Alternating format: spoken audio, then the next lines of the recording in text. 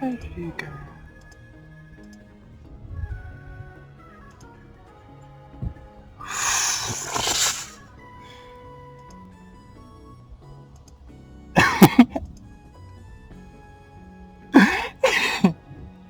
Whee!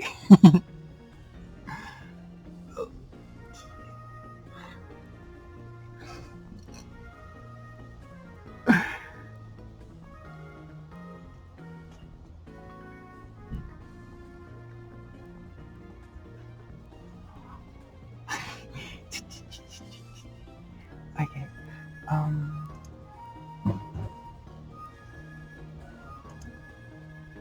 here we go.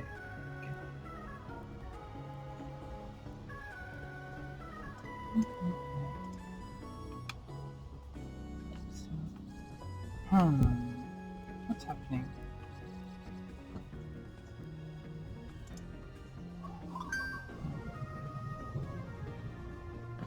Maybe make it a bit smaller.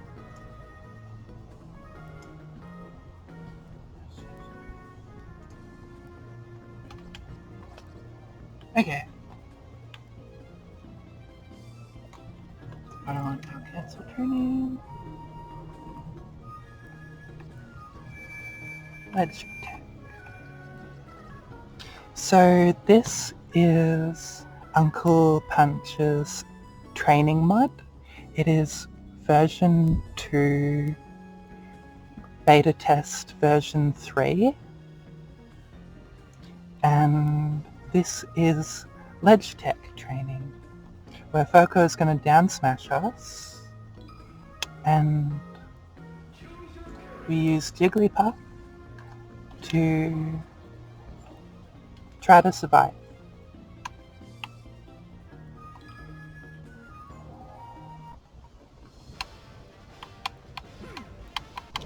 I'm not sure if this has some weird lag because I'm watching the screen on my recording software rather than Melee.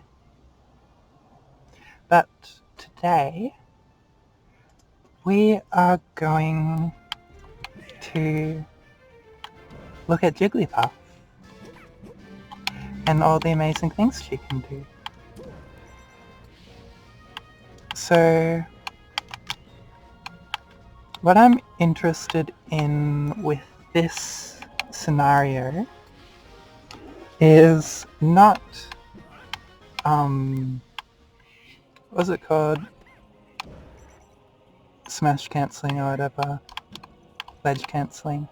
I'm focusing on the ability for Jigglypuff to grab the ledge safely without being hurt by Falco's down smash.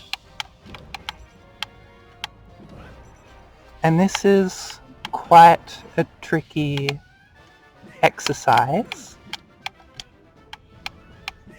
and it's very, very precise, and because Uncle Punch has set this scenario to where Jigglypuff starts with 90%, it means that Jigglypuff is very vulnerable to being hit with such a strong move. Uncle Punch has also made it so Falco's down smash lasts for several seconds in its active state. That's why Falco is doing splits and holding it. It's because Uncle Punch has made Falco hold the splits for a long time.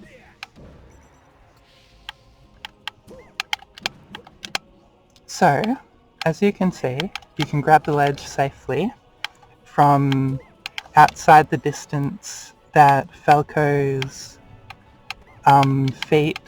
his feet hitboxes go. So it's possible to find that space where Jigglypuff will automatically cling to the ledge. The trick to clinging to the ledge is you always have to be in a downwards falling state in order to grab onto any ledge. So you have to be falling a little bit, and you also have to hit this small window where it's possible to grab the ledge outside of Falco's hitbox's range.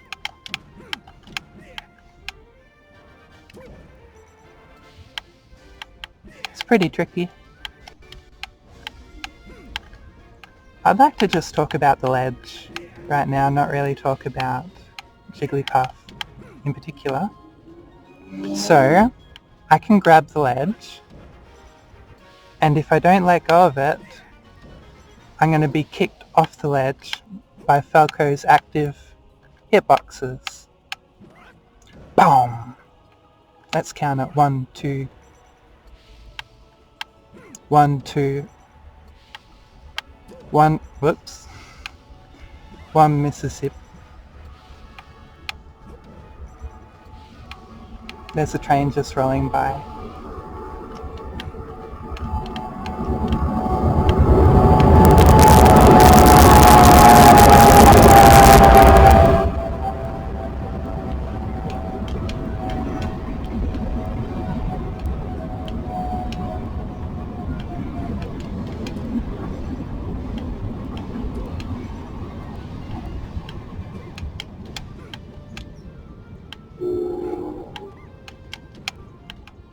Okay. So, 1 misses... I'm trying to say 1 Mississippi, which is meant to last around a second, and I can only get up to 1 miss or 1 missy. So, it's less than a second long, where Puff is invulnerable to Falco's active hitboxes.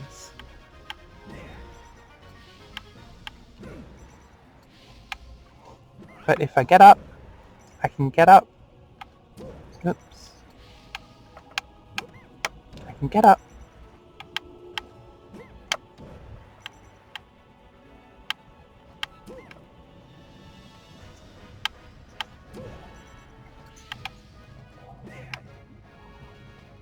And pop up.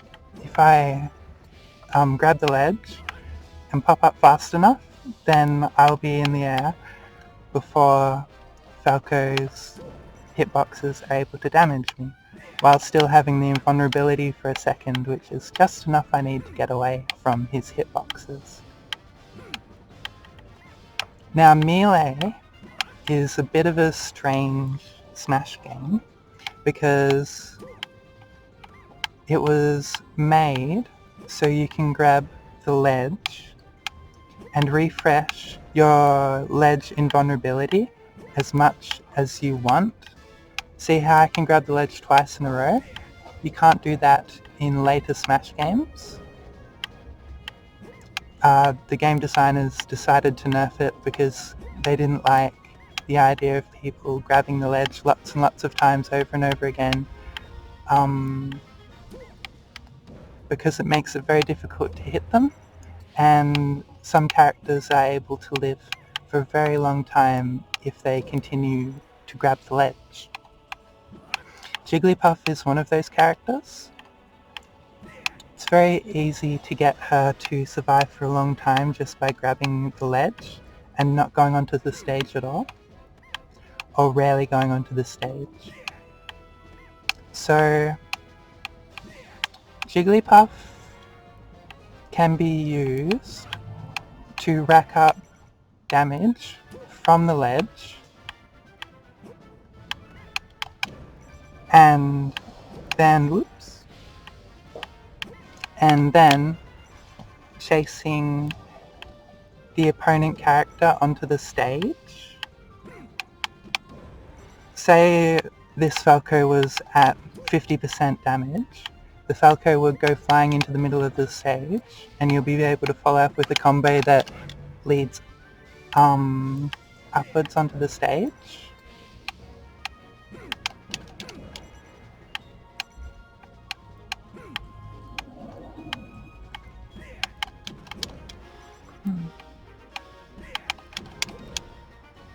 Trying to get in some rising back airs.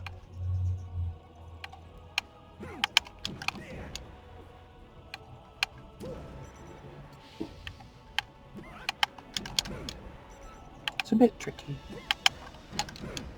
Well, anyway, this is what a rising back air looks like.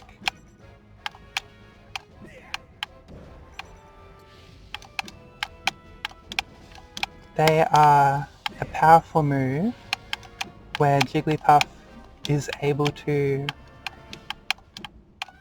stall in place, throwing out one of her most dangerous moves, and one of the most dangerous moves in the game.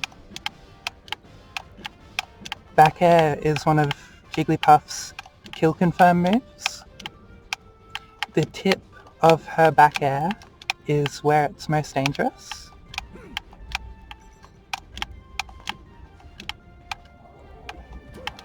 But closer to Puff's body, the attack is much weaker. And because it's much weaker, it means it's much easier to juggle with.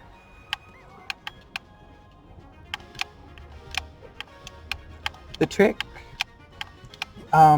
with juggling is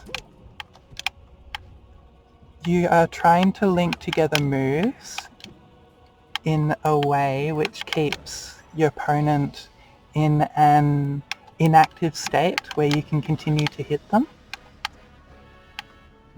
So the most advantageous state you can be in as a player is when your opponent is in hit stun and you have the ability to press a button to input a move, an attack, a move, whatever. So if my opponent is in hit stun and I am able to throw out moves, it means that my opponent can do very, very little to defend themselves, and that I can do a lot to attack them. I can, when I'm in a combo, I can freely attack my opponent with some of my strongest options, and there's very little they can do to defend themselves from my strongest options. So, oops, instead of going so deep,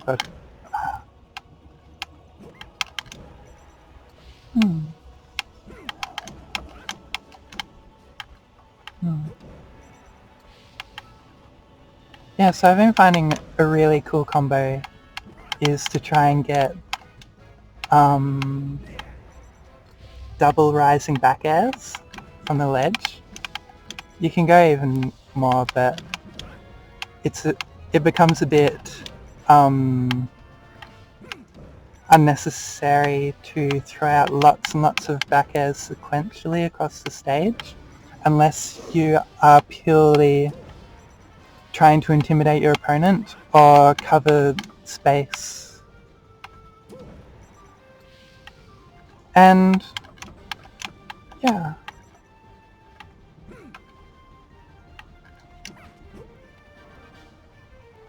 This is what I find really interesting.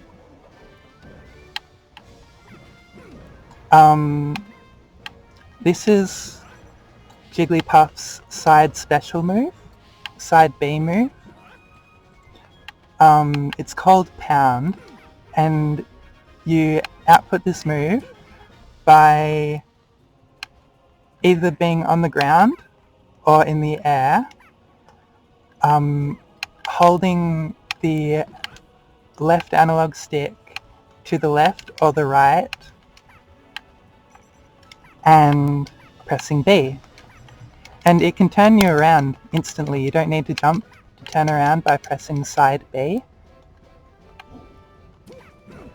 And an interesting property of side B is that sometimes it sends your opponent backwards. Well, you're backwards, they're forwards, which seems to go against the laws of physics, but it works here. And an interesting thing about knocking your opponent backwards is now they're backwards and you have your back to them, and when you have your back to them as Jigglypuff, that is when you are in your back air stance, where you are throwing out back airs which are dangerous and can hit them a very long way and kill them. When you're facing towards your opponent, you're in your forward air stance. And forward air, it's a bit of a poking tool, I would say. It's got quite a long hitbox compared to Jigglypuff's body size per hitbox. So it's good at poking, but the strongest part of the hitbox is close to Jigglypuff's body. Oops. I'm not hitting it right now, but whatever. I know it deals more than 12 damage because I've been playing Uncle Punch's exercise training scenario. Yeah, see, it did 12 right there. And 12 again. So in order to crack eggs in Uncle Punch's exercise training mode, you need to deal more than 12 damage in a move to crack an egg. So the exercise training mode is teaching people how to hit quickly with their strongest moves, because not that many moves do take 12 seconds to throw out. 12 points of damage when they're thrown out.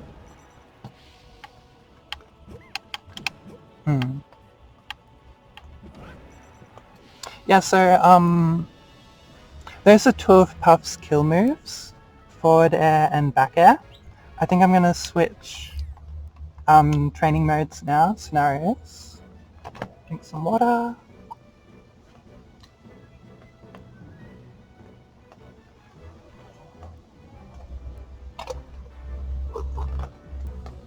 It's just raining right now where I am.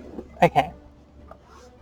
So now we are going to go into a very fun mode.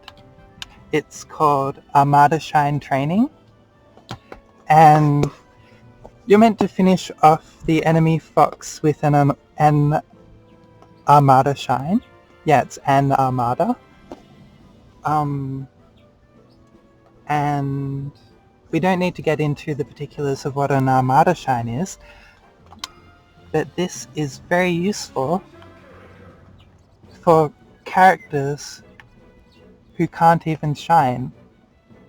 So an Armada Shine is where you shine your opponent before they start to fire Fox or fire Falco back towards the stage, because there's a few frames where the Fire Fox and Fire Falco hasn't fully activated yet, and it's only just charging up, with Fox or Falco looking like Super Saiyans glowing with yellow energy, but they haven't got their bodies surrounded by fire yet, and because their bodies aren't surrounded by fire,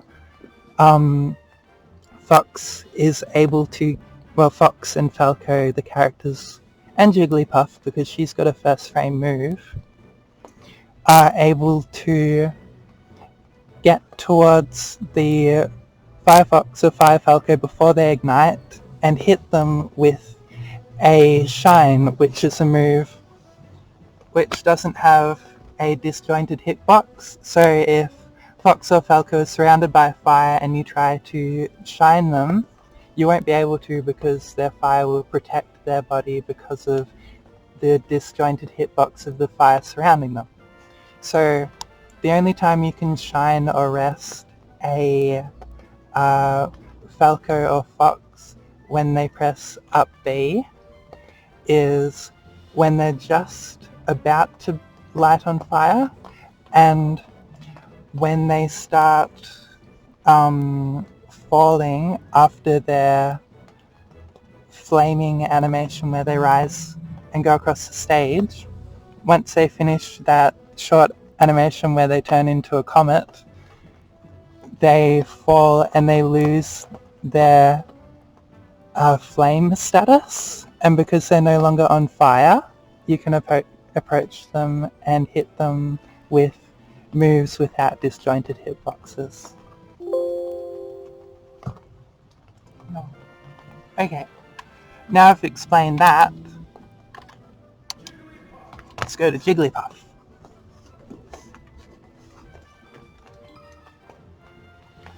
We'll go to Final Destination. And if you'll notice, Jigglypuff, maybe I should slow it down. It's not slowing. Where are you? My computer's doing the thing.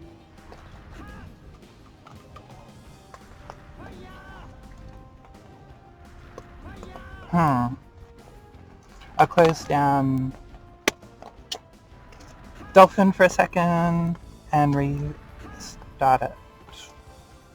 Task Manager, Dolphin, and Task. Is the recording still going? Good. Critter. Where's Critter? There we go. Critter is an open source, I believe it's open source, but it's a free software where you are able to edit images and draw. And I've got a drawing monitor, so it comes with a mouse which is shaped like a pencil, and you can touch your screen with your electronic mouse which is shaped like a pencil, and use a pencil as a mouse. Okay, opening up training mode again.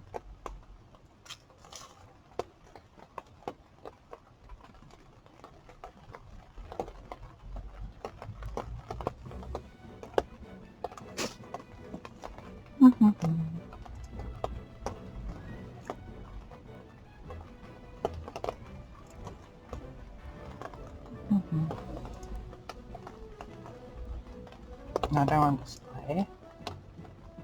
I'll just go none. Or maybe I'll go display. I'll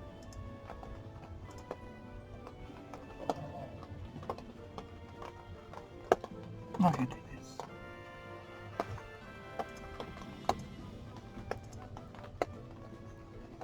Okay.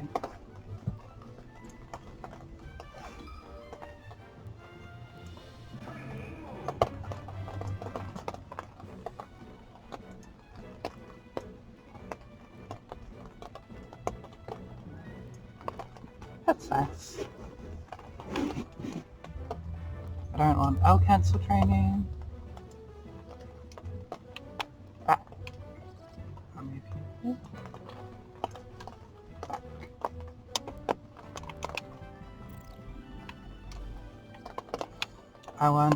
I'm out of shine training.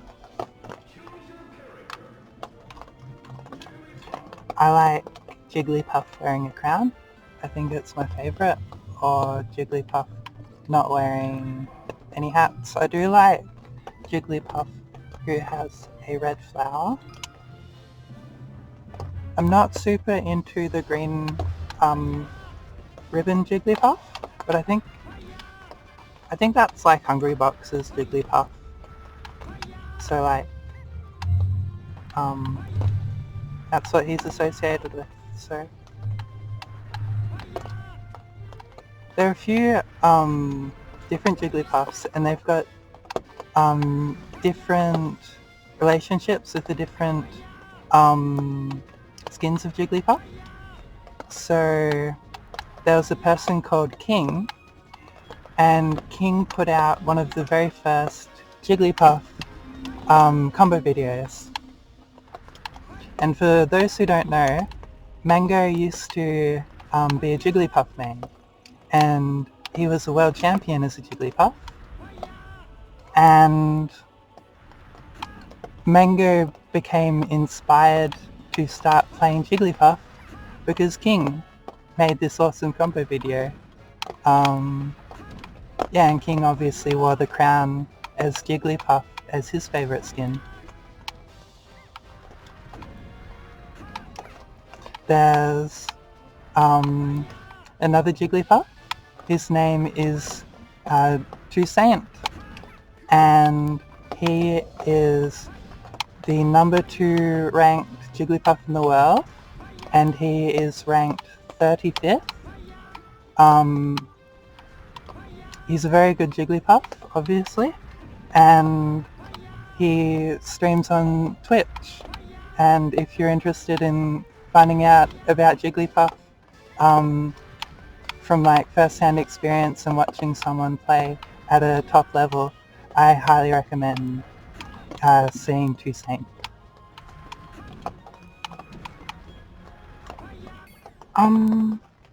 Yeah. What did I want to do here? Oh, yeah, so I'll just show you how much I like this mode as a way of practicing juggling and blocking recoveries as Jigglypuff. So if you practice with Uncle Punch Training Mode version 2, you will be able to practice the same very significant scenarios many times, hundreds and hundreds and hundreds of times in an hour, until you get down the techniques being asked of you.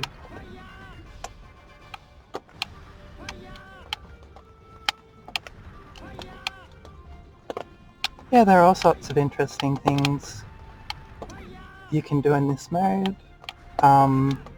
You can go for, this is Jigglypuff's up air.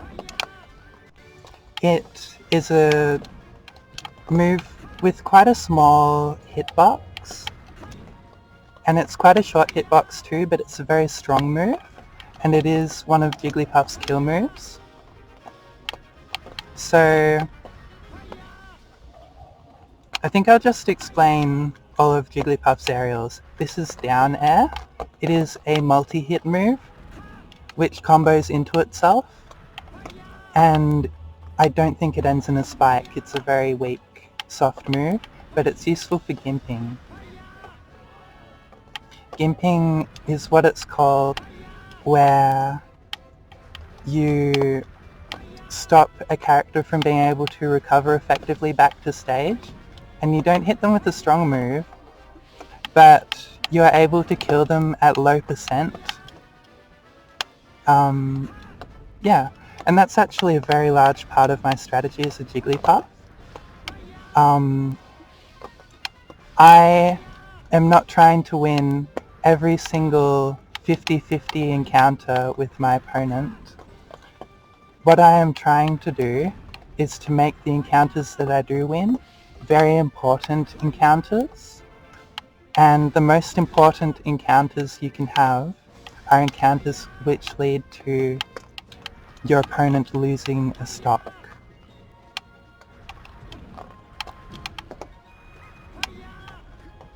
So if I kill Fox at a low percent, it doesn't matter that I haven't hit him with powerful moves to kill him.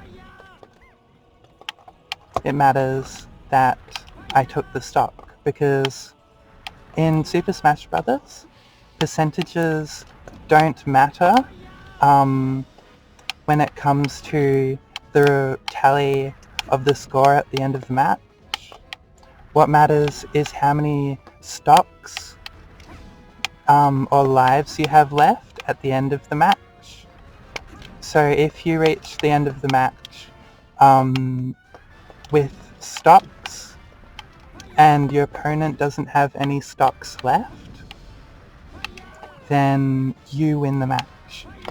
If you come to the end of the match with no stocks left and your opponent has stocks, then your opponent wins the match.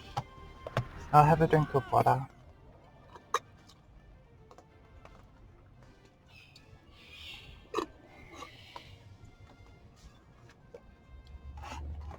And if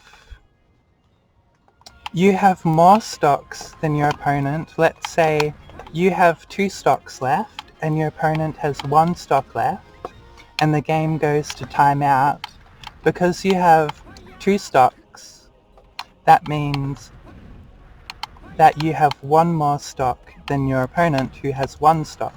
So that means that you win. It's a bit like in soccer, how there can be a team who has 2 goals, and scoring 2 goals is good, but their opponents scored 3 goals, and so the team that scored 3 goals wins against the team that scored 2 goals.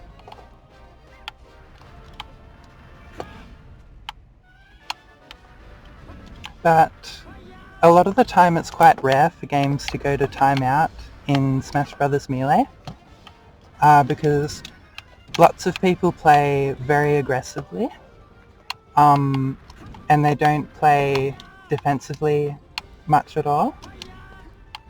So one of the ways that characters can get timed out is by something called ledge stalling. And there are a few characters who can ledge stall. The Spaceys can ledge stall by pressing up B and not moving at all, but when they are on fire, they're very dangerous to go close to. And if they let go of the ledge after having their invulnerability frames, see how that fox was able to pass through me? It's like I'm a ghost. It's because I'm holding onto the ledge. And all of my hurt boxes aren't active when I'm just first clinging onto the ledge.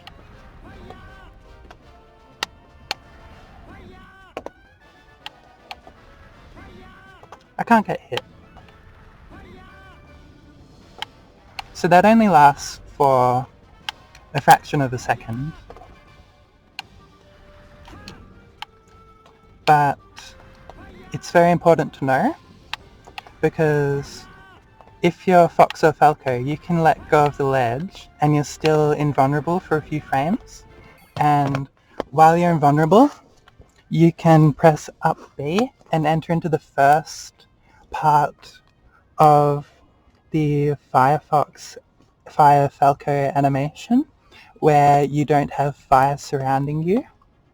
But so normally you would be vulnerable to being attacked by moves without disjointed hitboxes from the character's hurt box, which throws them out. So you can only get hit by disjointed hitboxes if you are a Falco or Fox, which is currently on fire. But as I said before Falco or Fox lights on fire, they glow with yellow energy, like they are powering up in Dragon Ball Z, but they haven't fully burst out into energy on fire. And while they are charging up with their energy, you can hit them with non-disjointed hitbox attacks. But let's say that Fox or Falco has been holding onto the ledge, and they let go of the ledge and instantly press up B. Then when the Fox or Falco is in their energy state, where they are vulnerable to being hit with attacks with non-disjointed hitboxes, they are completely intangible and unable to be hit with any attack, whether it's got a disjointed hitbox or not disjointed hitbox. They are totally invulnerable for a few frames. They can charge up their Firefox until they light on fire, And when that's happened, they've stopped being invulnerable, but now they're on fire, so you can't hit them with non-disjointed hitbox attacks.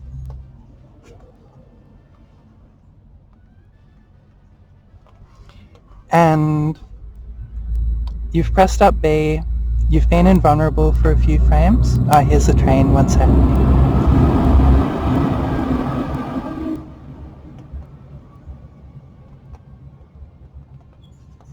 You've been invulnerable for a few frames, you've lit on fire, and then you would move upwards like a flaming comet, but you don't.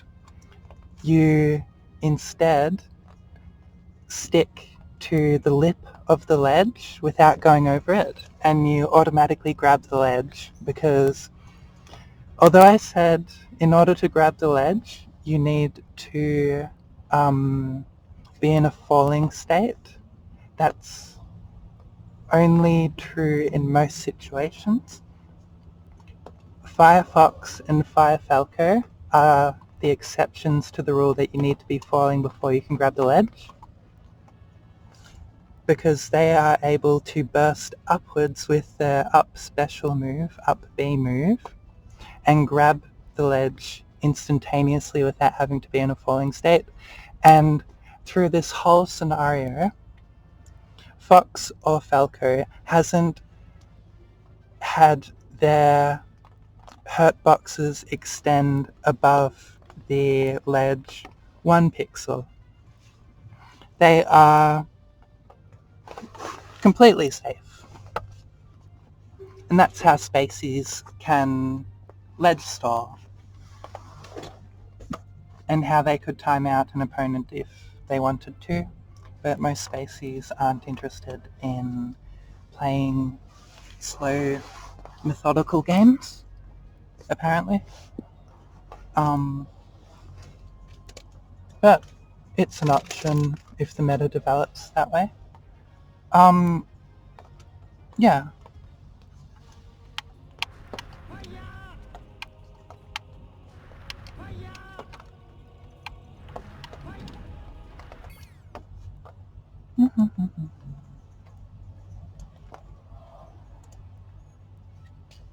Okay.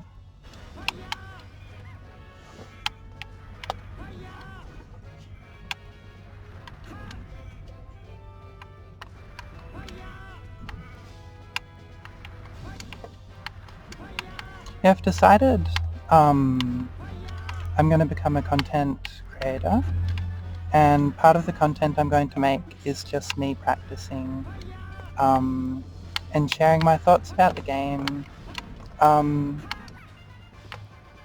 I don't want to be secretive with my playstyle. I want other people, if they're interested in studying it, to be able to study it, easily learning things, and just sharing the knowledge of the game, especially the technical knowledge, because that can be quite difficult to come across, especially with Jigglypuff, because she does have quite a small player base community that not a lot of experimentation has been done with ways of using her. Yeah, so there really is a lot of room for coming up with new techniques of playing Jigglypuff. And yeah, I really hope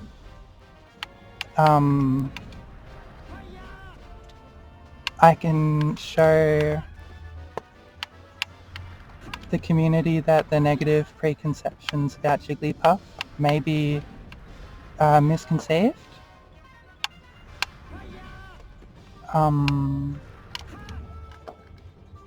I'd obviously like more people to play Jigglypuff, but I also want the community to be healthy and thriving.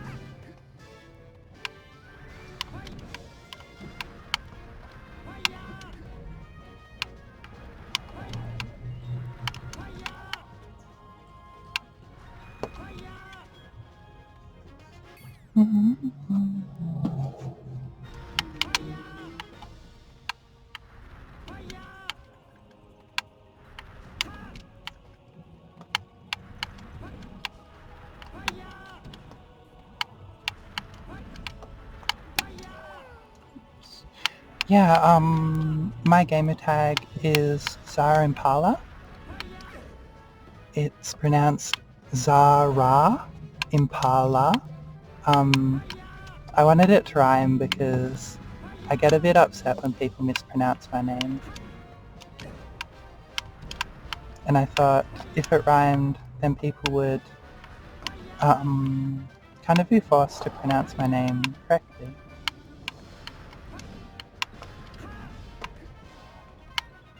I've been playing the Smash Brothers franchise since I was a kid, but I started out with Nintendo 64 Smash Brothers. And I would play that at my friend's place when we were just like very little kids in primary school.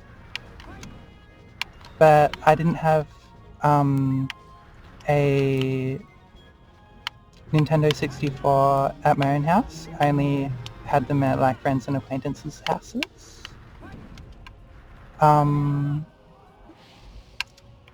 Then I played a little bit of Smash at, what was it, Brawl or something? The one on the Wii, which was the third entrance to the series. I played that at a friend's place when I was in high school.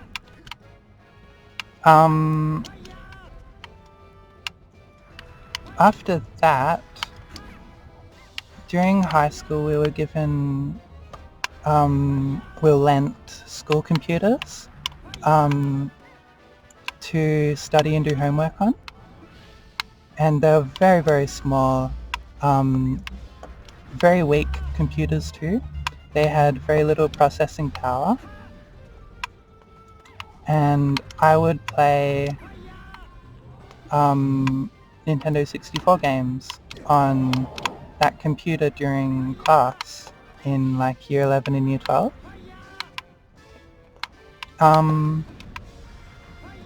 Yeah, and I'd just mess about playing Super Smash Bros. 64 a bit. That was pretty fun. After that, I bought a Switch, and I became interested in playing Smash Ultimate.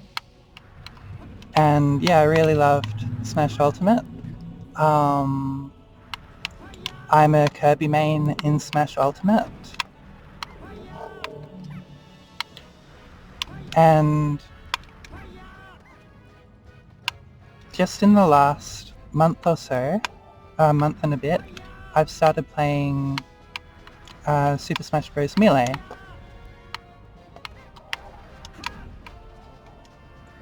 I do think I have had a bit of a boost with my Jigglypuff techniques through having so much experience being a pink floating puffball as Kirby. Just learning the movement and the very similar short-range fast attacks that Jigglypuff and Kirby share.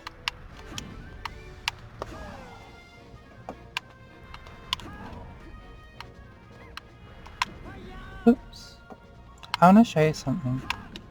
You can try to hit your opponent with back airs as they recover back to stage.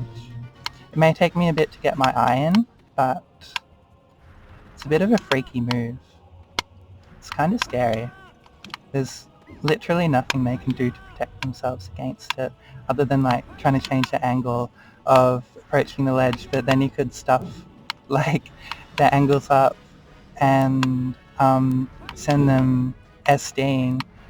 Like, not because they wouldn't have been able to recover if they weren't being pressured, but they SD'd because of the pressure you're putting them under, and their being unused to being attacked in this unusual way. See? This fox just SD'd because I guess it didn't know what to do. Maybe it has been programmed to always up B until it touches a ledge or the stage. But yes, it SD'd.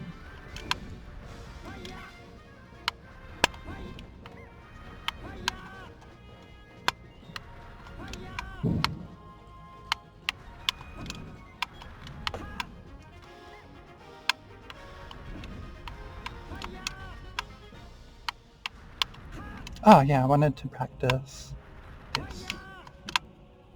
Yeah, so rising back airs, a good use for them is to use them when chasing the Firefox or Firefalco through the air, because you can rise at the same speed as the Firefox or Firefalco.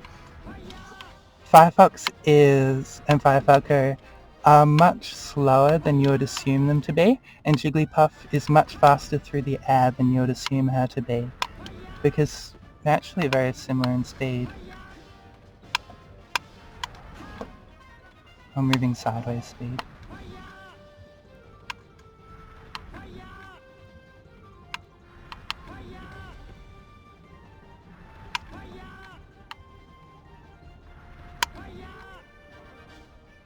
So, like a match made in heaven.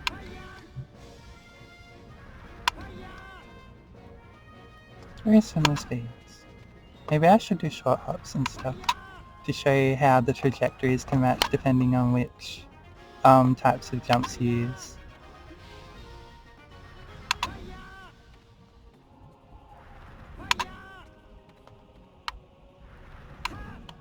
Yeah, so when Fox is on fire, he's completely vulnerable, but you need to hit him with like a disjointed hitbox, unless you're going to trade with the Fox. And when you trade, that means you both hit each other at the same time, and both of your hitboxes touch each other's hitboxes.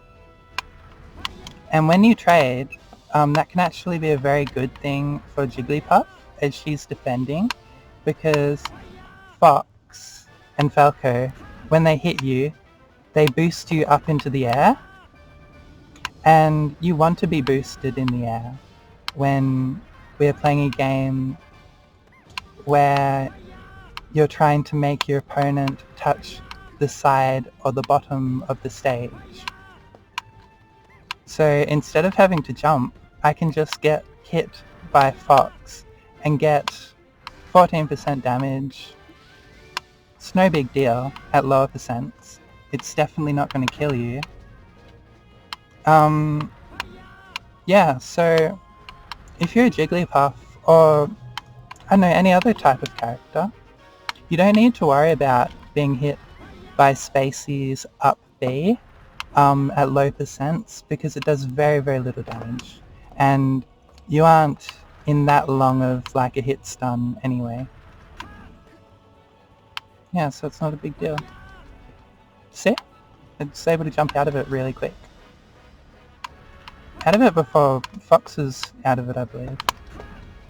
Yeah. Yeah, so I can be active before Fox has even landed, in some cases, depending on how early into the Firefox I get hit.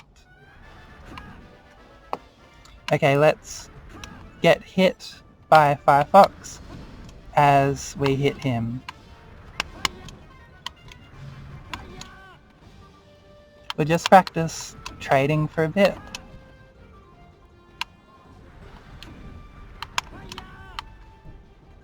See how I just keep on coming back up with him? It's good to come up back up with your opponent, because let's say I'm going to gimp Fox and take his stock no matter what. If in one scenario I gimp the Fox and I take his stock, but I was too far away from the stage to make it back, and I had used too many of my resources of jumps and up. So there's something called a rising pound, which is where you press B to the side and you go up a little bit, and it can be used to make Jigglypuff climb the air very quickly, and you can turn around with it. Oops. Fox woke me up, which was very kind. That's the simplest gimp. When they're in that position, you are able to knock them away early into the Firefox animation. And the earlier you knock them away into the Firefox animation, when they've been moving, when they turn into a comet, if you hit them before they turn into a comet and start moving from Firefox, then you will ensure that you have knocked them back the furthest distance that was possible, pretty much. They have to climb the farthest way to get back. See how I was able to make it back, but Fox wasn't?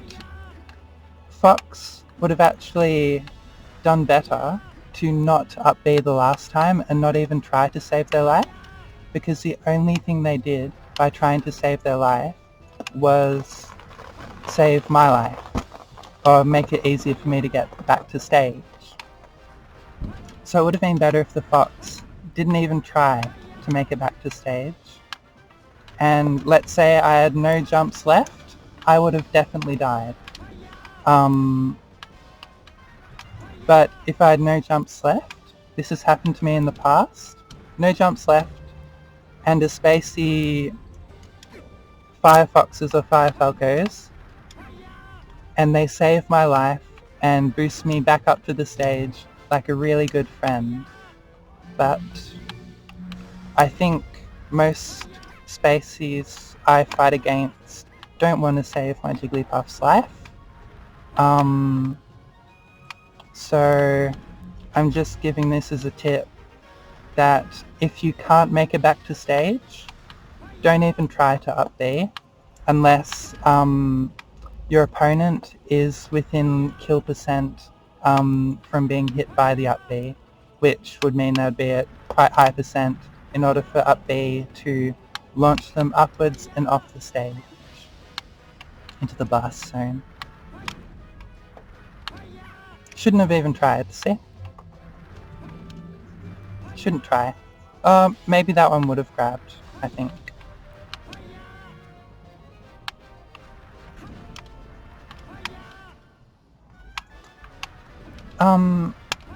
So I really like rising forward air because you can use it as if you are a defensive basketball player and act like you're standing above, like the person trying to get close to the ring from underneath. Yeah, and so that's just a nice way of looking at it, and it's a very useful move for stopping your opponent get back to the stage. It's not an especially strong move, but it does send your opponent downwards, and that's very important. You don't really want to send your opponent upwards most of the time when you're trying to gimp them. You'd much rather send them downwards. So a move which is not especially useful when trying to edge guard a lot of the time is pound in the air, because pound a lot of the time sends them like closer towards the ledge, since I'm looking away from the ledge and pound sometimes hits backwards. See, I knocked him back onto the ledge. I was being his friend, and sometimes I don't want to be these foxes' friends. Yeah. But Pound can still be useful as an edge guarding tool for going against like fire species. I'm just going to call them fire species from now on, it's much easier.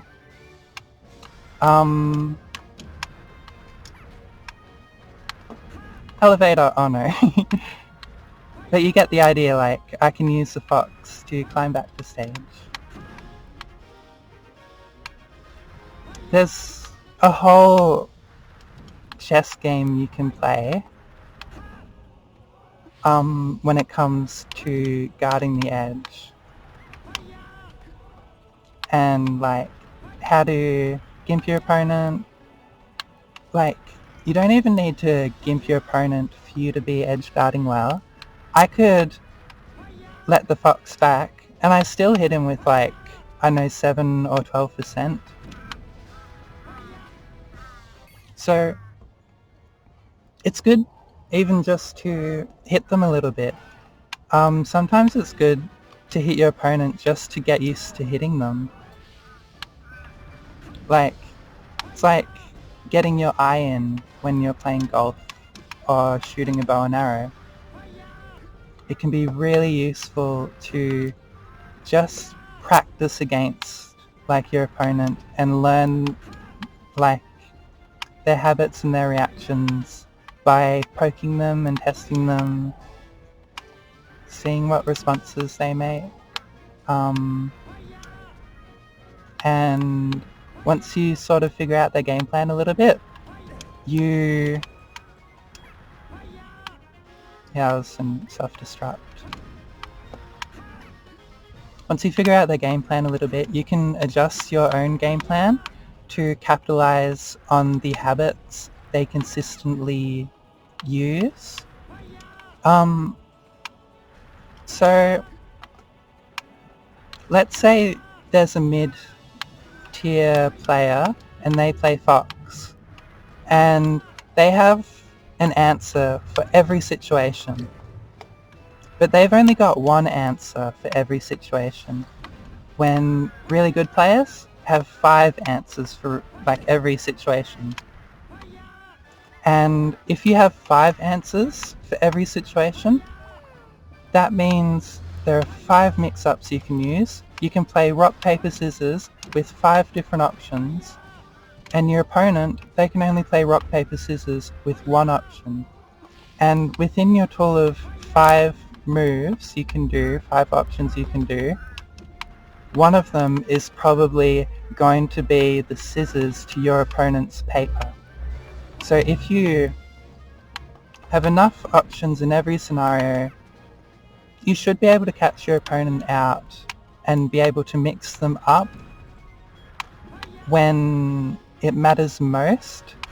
So you could be making reads on your opponent and figuring out their game plan.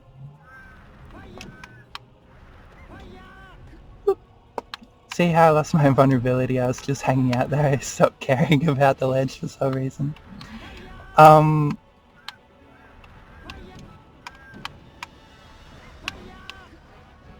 was I saying? I don't know. Oh yeah, you need lots of options. Yeah.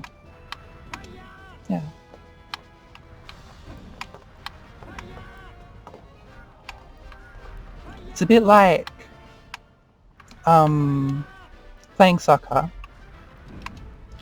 Let's say there's someone who's only just learning how to play soccer. They know how to pass the ball to another person. They've kicked the ball around a little bit and they've passed between another person. But they only know one type of passing the ball.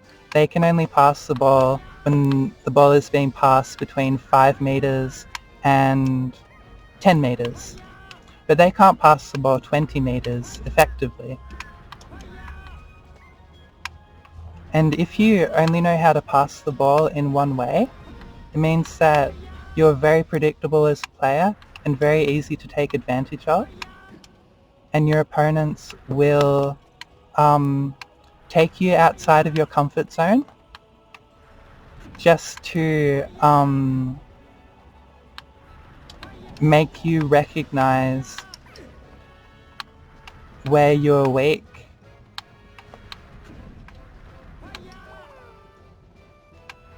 and to punish you for not having as a developed game plan as they have.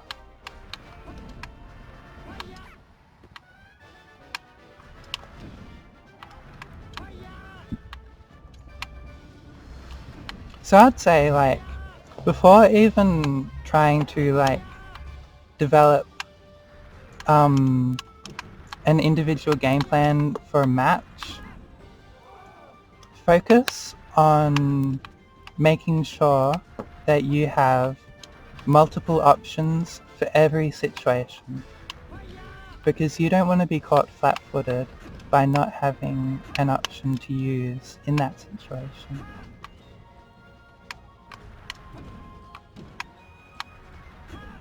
Your opponents will punish you for your ignorance, and you will spend too much time thinking about, I don't know, the character matchup, or I don't know, if I'd only been more effective at using my 5 techniques.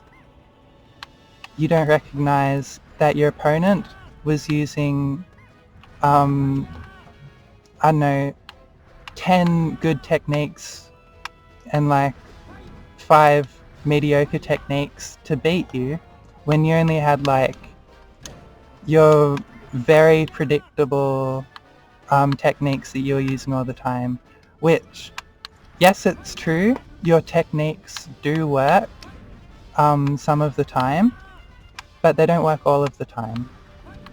So the reason why you do it is because you have had like dramatic success with the techniques people are using, but you only have dramatic success a portion of the time that you use that move. The other times that you use that move, you don't have as much success. So yeah,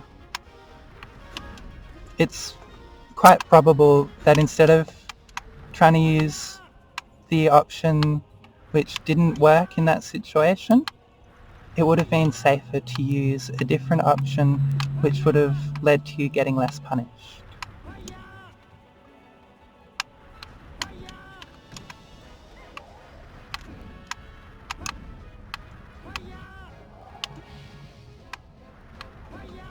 So in fighting games, there are several different types of moves. There are like strong, fast moves with lots of end lag. This is one of those moves. Pound is quite fast to throw out. You can react to it, but you'd have to be pretty snappy. Same with back air. Back air is a fast move which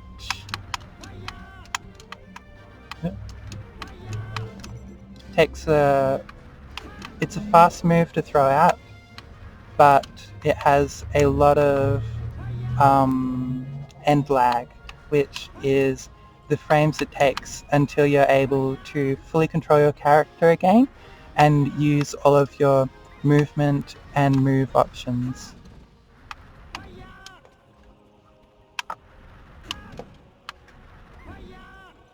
Yeah, so they're very fast moves which have very short startup and end lag frames, and so they can be thrown out a lot.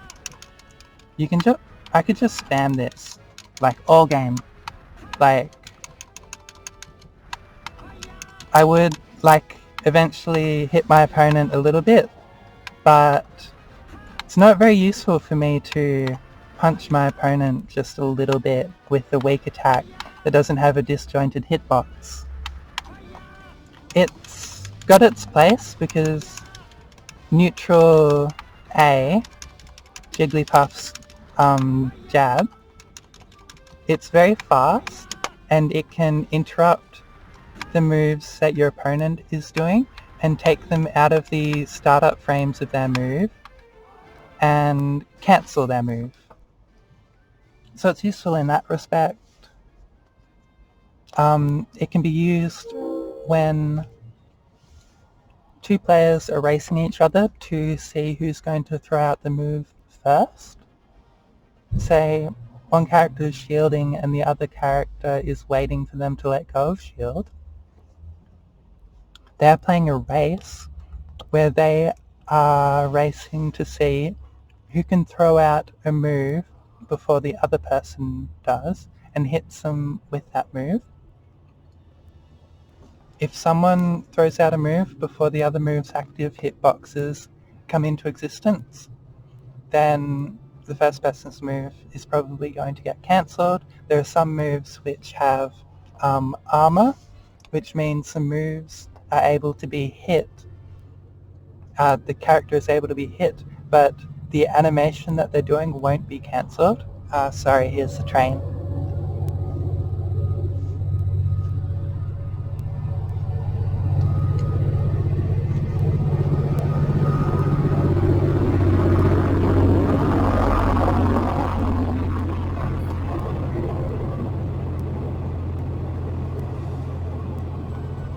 Yeah, I think I'm going to stop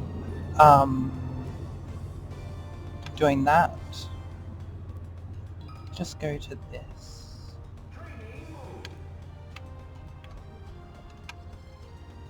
I like White Marth.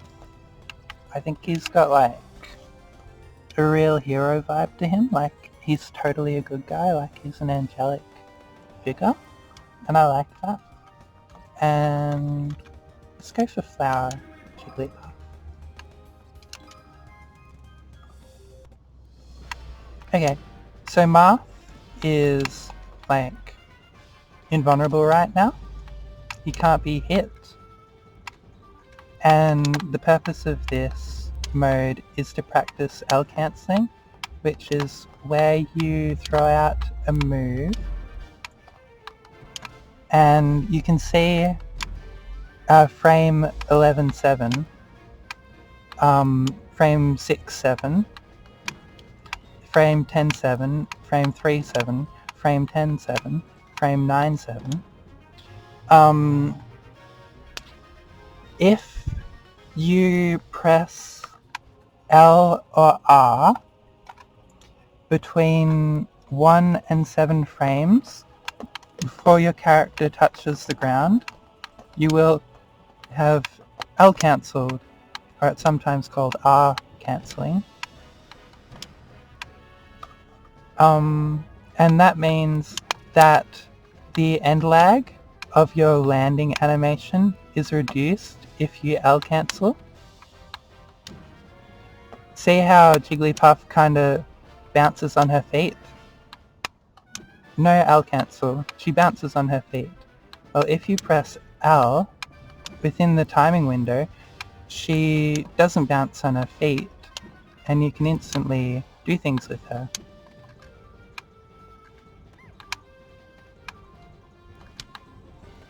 She's an interesting character. Yeah, so this is all about trying to get your L cancels as consistent as possible so that you are able to do more actions per minute through regularly L cancelling, because if you don't L cancel, it actually gives you quite a few number of frames where you're a sitting duck, and if you're a sitting duck you can get punished like pretty bad in Super Smash Bros. Melee. There are a lot of moves which could begin combos which all start from a person failing to L cancel correctly after throwing out a move. So see how it says like 64%, 64%, 65%. That's the percentage of time that I'm successfully L cancelling. And Yeah, you just want to try and become as consistent with L cancelling as possible.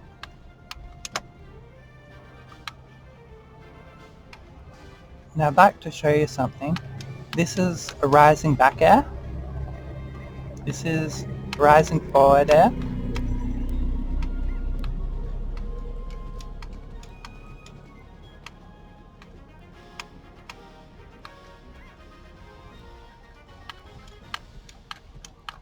See how I'm climbing in the air? That's a very useful move for changing your character's like microspacing. And Jigglypuff has so much microspacing she can use. Another method of microspacing is pound. Remember how I said pound has up B? Not up B, rising pound? That's good sometimes, but it's also good to know falling pound. Would you call it falling pound? Yeah, there we go. Falling pound. I wouldn't have been able to hit that math if it was just a rising pound. Can't do it. But falling pound from a full hop of Jigglypuff does connect with Marth if you do a falling pound. So that's very useful to know. You could definitely get kills just from your opponent not expecting you to throw out a falling pound at their head in neutral. They just may not be expecting it at all. Or you could move through their hitboxes to attack their hurtbox, because pound is a move which it does have armor, which means it is protected against the animation being cancelled by weak moves from your opponent. So it is useful to punch through your opponent's attacks with pound. Yeah, that's rising back air. I think it's a very fun thing to do, just like going all the way across the stage with rising back airs, and then you just grab the ledge. You can do it with back airs as well, and you just pound back the ledge. So you can turn around instantly with pound. There is end lag from pound. So when I was talking about rising pound before, let's get really high and let's just rising pound all over the place. Oh, whoops. Suicided. 1, 2, 2. Rising pound. I can stall in the air, but I can't stay in the air indefinitely, even if I get perfect rising pounds all the time. So Nintendo was clever when they made sure that rising pound wasn't something that could be done infinitely to stay in the air forever, but you can rising pound jump, that's not even rising pound. You can rising pound jump, and climb height very, very quickly. Okay. 1 jump, 2 jump, 3 jump, 4 jump, 5 jump.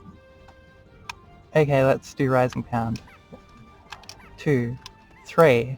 That was incredible.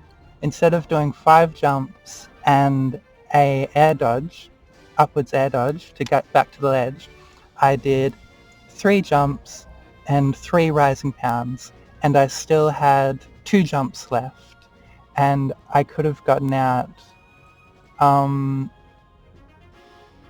I don't know, maybe 2, maybe 3 rising pounds to climb in the air.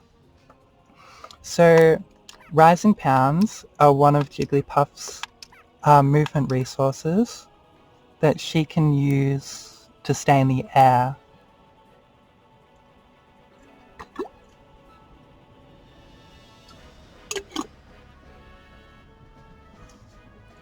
she is able to throw out as many rising pounds as you want, but the effectiveness of rising pounds in the air is diminished if you aren't able to jump after the rising pound, because the end lag of rising pound, if it isn't cancelled by a jump, lasts so long that Jigglypuff falls down slightly before she's able to rising pound the next time.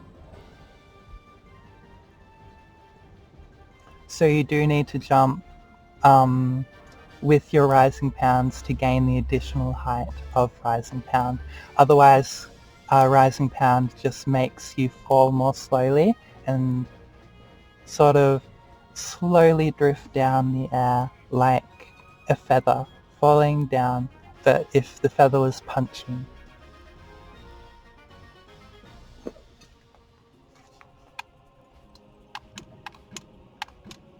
Yeah.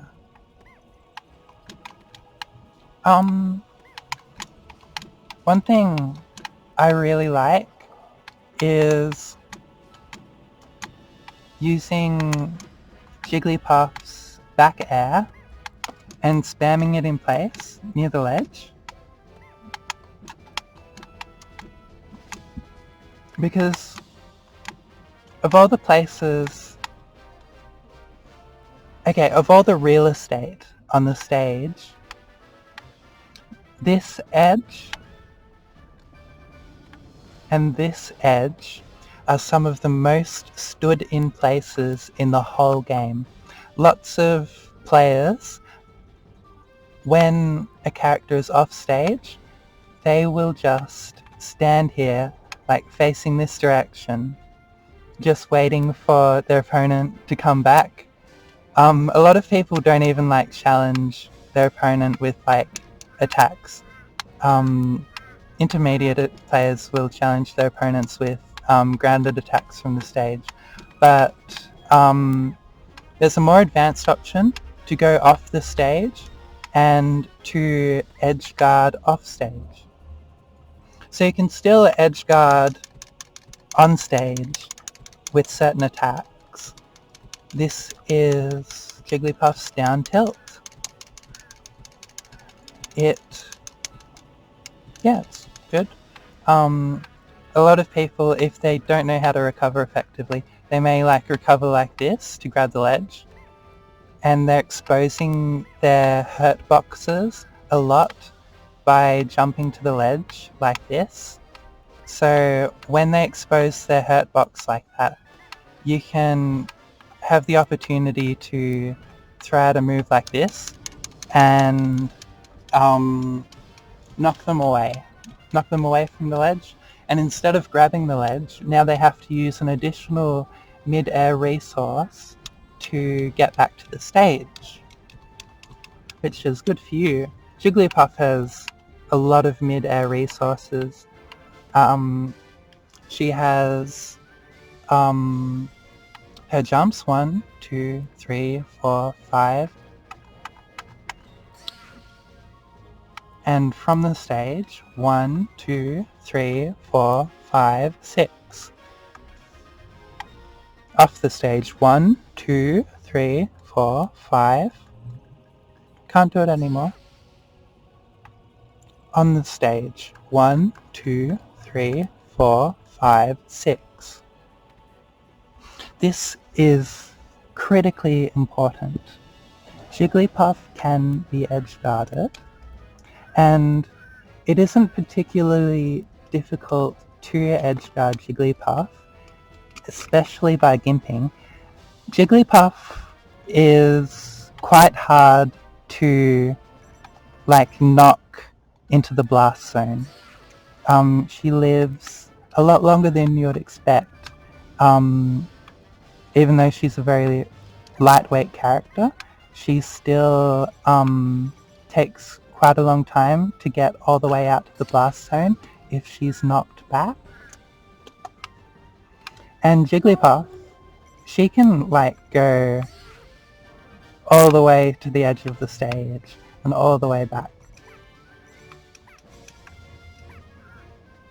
Like, so there's no way you can stop a Jigglypuff from getting back if you knock them back. Because in this situation, I'm using resources to get out to that position. But if I was knocked back by an attack, I haven't actually used any of my mid-air movement resources to get closer to the stage, to get further away from the stage. So I actually have double the amount of mid-air movement resources. 1 second, here's the train.